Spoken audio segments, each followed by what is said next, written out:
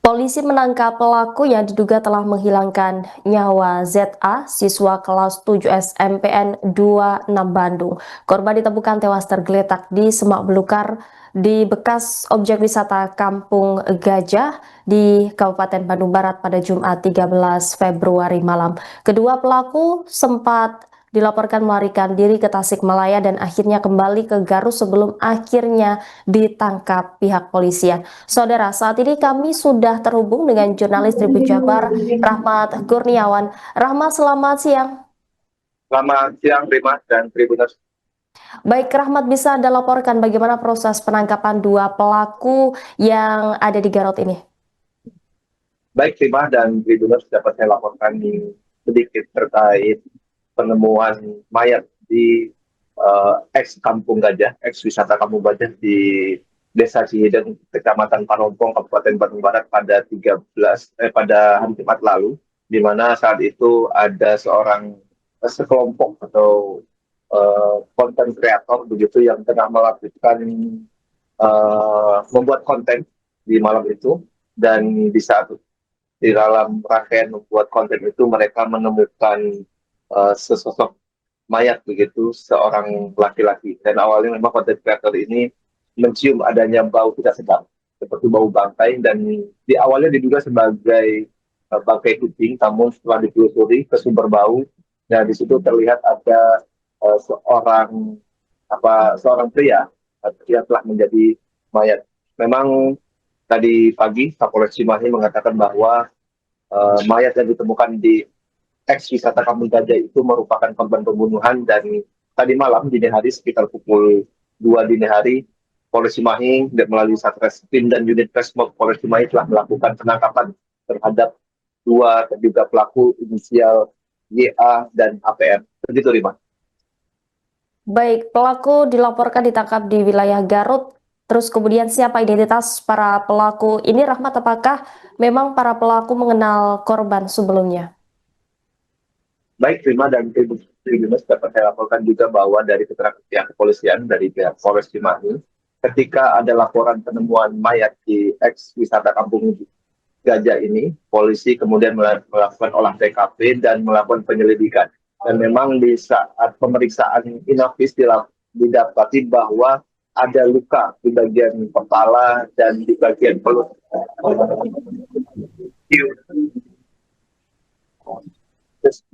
Ada luka di bagian kepala dan perut korban, dan di situ polisi melakukan penyelidikan lebih lanjut dan akhirnya menyimpulkan bahwa korban ini merupakan seorang pelajar, identitasnya seorang pelajar dari SMP 26 Kota Bandung, dan di situ dilakukan penelusuran lebih lanjut bahwa disimpulkan bahwa si QAA ini merupakan ZA ini merupakan korban pembunuhan. Dan dari hasil pemeriksaan polisi kemudian mengarah kepada dua pelaku yaitu YA dan APM. Dan memang YA dan APN ini merupakan warga Garut ya. Dan tadi malam polisi melakukan penangkapan di Garut ini terhadap keduanya. Dan dapat dilaporkan juga bahwa korban dan pelaku ini memang telah saling kenal sebelumnya, di mana korban ini memang berasal dari Garut, kemudian pindah sekolah di Kota Bandung, dan tadi disampaikan oleh pihak kepolisian terkait dengan motif mengapa korban tega dihabisi oleh pelaku. Dan tadi disampaikan bahwa secara tersirat pelaku dan korban itu telah mengenal sejak lama, dan pelaku ini disebut sakit hati karena korban mengambil sikap untuk menghentikan pertemanan. Begitu, Rima. Baik, Rahmat, saat ditemukan jasad korban dilaporkan mengalami sejumlah luka. Dari hasil otopsi sendiri ada berapa luka yang diderita oleh korban, Rahmat?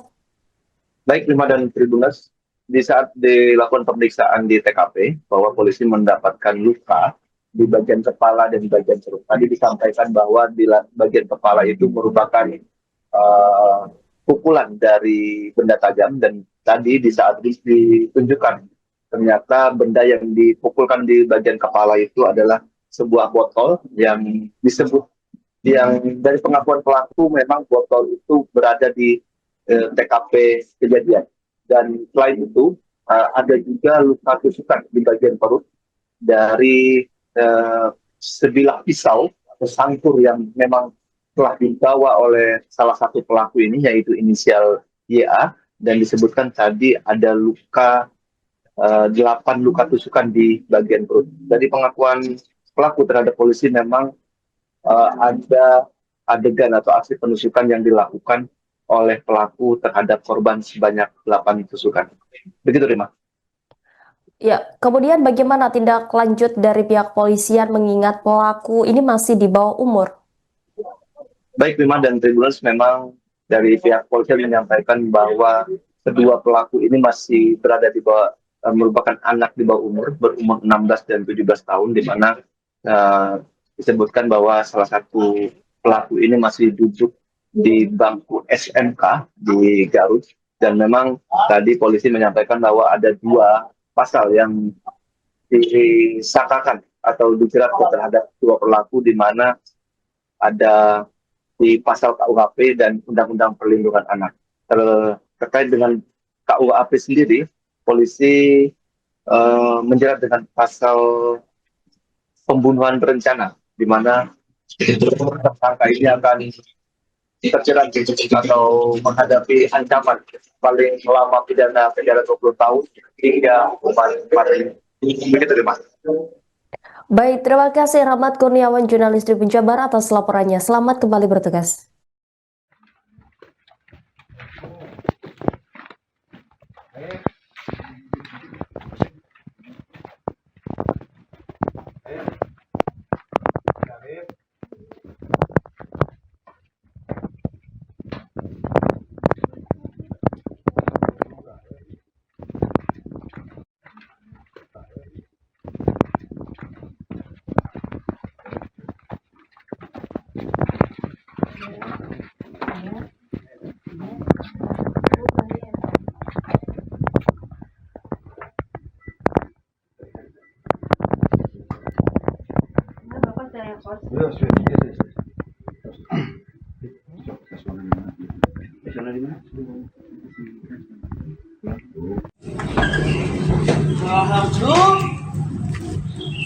Alhamdulillah.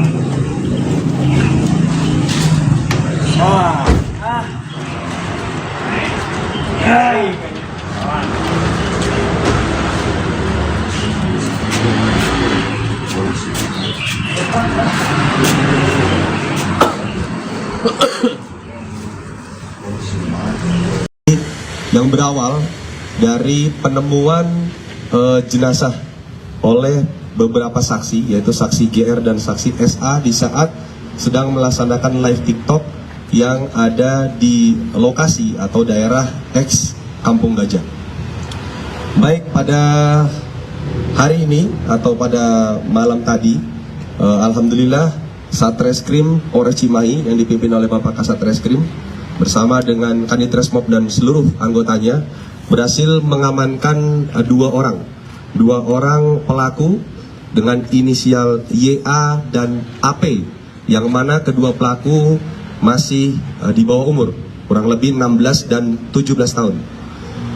Yang bersangkutan diamankan karena terkait dengan jenazah ataupun korban yang ditemukan di daerah X Kampung Gajah, yang mana pada saat awal ditemukan, yaitu hari Jumat tertanggal 13 Februari ditemukan oleh 2 orang saksi yang sedang melaksanakan kegiatan konten atau live TikTok di lokasi tersebut. Kemudian pada saat awalnya yang menduga bahwa adanya bangkai kucing karena tercium bau yang kurang atau bau yang tidak bau membusuk gitu ya, sudah membusuk, itu ternyata setelah didatangi adalah jenazah laki-laki atau seorang pria. Kemudian dari laporan tersebut dilakukanlah olah TKP pada hari tersebut juga di malam hari, dan kemudian pada saat olah TKP ternyata ditemukan dari olah TKP awal dan juga dari melakukan visum awal, yang mana sekarang juga sudah dilakukan otopsi, di mana terhadap korban ternyata ada beberapa luka, yaitu yang pertama luka di bagian kepala, luka benda tumpul di bagian kepala sehingga mengakibatkan robek, dan kemudian juga ada luka tusukan kurang lebih 8 kali tusuk di bagian perut. Kemudian berdasarkan hasil keterangan dan hasil olah TKP, alhamdulillah dalam kurun waktu 1 kali 24 jam seperti yang kami sampaikan di awal, berhasil diamankan 2 pelaku, yaitu YA dan APM, di mana antara pelaku dan korban saling mengenal. Kemudian terhadap pelaku diamankan juga beberapa barang bukti yang mengarah milik daripada korban. Salah satunya adalah jaket. Jaket ini adalah jaket yang dikenakan oleh korban, yang ini adalah pemberian dari pelaku YA kepada korban ZA. Diambil kembali. Kemudian juga ada barang milik korban yang berhasil diamankan dari tangan pelaku, yaitu HP milik korban. Kemudian barang bukti lain yang berhasil diamankan yaitu adalah 1 buah sangkur atau pisau yang digunakan sebagai alat penusuk kepada korban. Kemudian juga diamankan botol, di mana botol ini memang ada di lokasi yang digunakan untuk memukul awal. Jadi perkenaan kepada bagian kepala awal dengan menggunakan botol. Kemudian pada saat korban terjatuh, akhirnya dikeluarkanlah pisau atau sangkur yang sudah dipersiapkan di dalam jaket oleh pelaku sehingga langsung dilakukan penusukan. Kemudian berdasarkan hasil keterangan maupun saksi yang sudah diperiksa, kurang lebih ada 9 saksi, dan berdasarkan dari keterangan dari 2 tersangka maupun hasil full bucket yang di lapangan, tersangka diamankan di daerah Garut, tepatnya di Kecamatan Banyuresmi. Kemudian perlu kami sampaikan terkait dengan masalah motif, bahwasanya motifnya secara garis besar yang perlu kami sampaikan adalah pelaku merasa sakit hati terhadap korban, di mana korban memberikan pernyataan sikap bahwa untuk menghentikan pertemanan dengan pelaku, sehingga itulah yang membuat akhirnya pelaku sakit hati dan akhirnya menyusul dari Garut menuju ke Kota Bandung dengan niatan memang untuk menghabisi atau membunuh korban. Ya, 2, 3.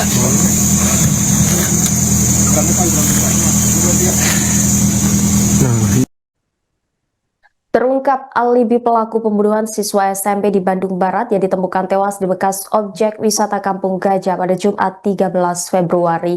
Diketahui saat Reskrim Polres Cimahi berhasil mengamankan 2 pelaku berinisial YA dan AP di Kabupaten Garut dalam kurun waktu 1 kali 24 jam setelah penemuan jasad.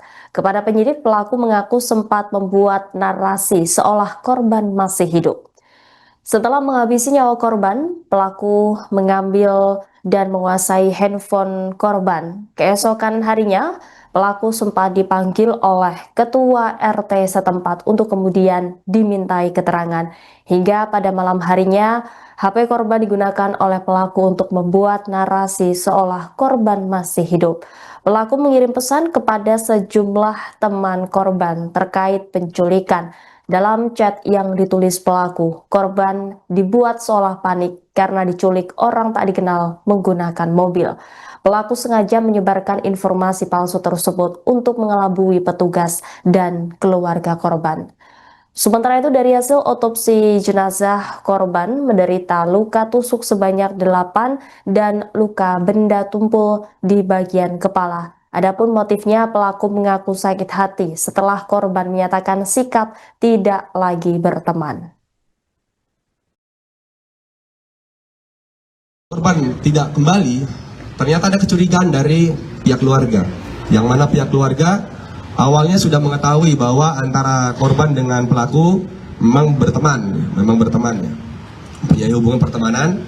Kemudian didatangi dan sempat pelaku dengan pelaku YA, eksekutor, dengan pelaku AP yang membantu ini sempat besoknya dikumpulkan oleh Pak RT.